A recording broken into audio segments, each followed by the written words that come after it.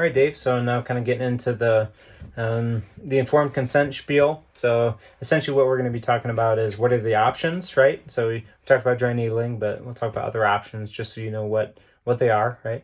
And then from there, we're going to talk about kind of the rewards. We're going to talk about the risks and sort of the bottom line, right? To make sure that you feel comfortable from a safety perspective. So our various options as far as addressing these tight spots, these trigger points, dry needling, we talked about it already. I think that's a great option for you.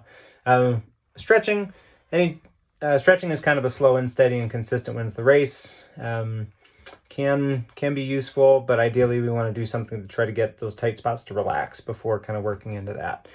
We can do soft tissue, so massage, foam roll, lacrosse ball, things like that. That's great for superficial muscles, a little more challenging for kind of deeper muscles that are tight. Strengthening, sometimes with tightness, goes kind of a weakness that we need to address. But in this case, dry needling is nice because it helps to get the muscle to the tightness to resolve, and then we can kind of work on that strengthening more effectively, right? So on the reward side, big reward, it's physically the most direct approach. So because of that, it's usually the fastest acting approach and most effective from that standpoint.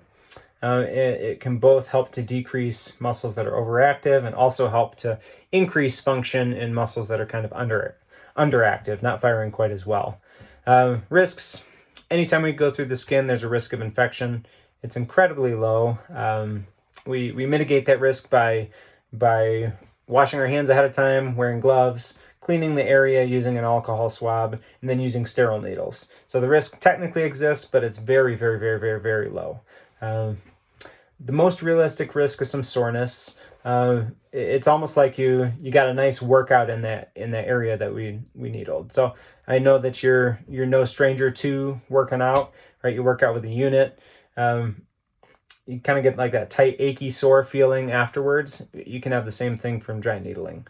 Typically that resolves within 24 hours if you get any of that even. The technique that we use, bottom line is we use good technique as far as kind of how we position the needle and what the angle is and all that stuff, kind of the technical aspect. We use really good techniques. It's easy to do so. We just are systematic about it and take our time. When we do that, it's very safe. We have this bony backdrop, which bottom line is bone is nice and tougher than these needles that we use, right? So we use good technique, and then we don't poke things we don't want to poke, right? As we do the needling technique, and as we get into some of the muscles that are kind of down around the spine itself, around the bones themselves, sometimes those muscles can get kind of tight, and when they get tight, then that can annoy some of the nerves that travel around that area. It's nothing dangerous. The bottom line is, as we're doing this treatment, you tell me what you're feeling, tell me where you're feeling it, and that can tell me like, yep, I like where the needle's at. We're getting a good treatment effect. That's what I want. Or it's saying like, hey, buddy, your body's just telling me to just reposition the needle. We listen to it, we move it, and it doesn't do any damage. These the needles are actually a little bit rounded on the end if you look at it under a microscope. And so because of that, when we're poking things, if we poke something we don't really want to poke, we're not actually going to do any damage with it. So the bottom line is when we use good technique, then it can be very safe and very effective.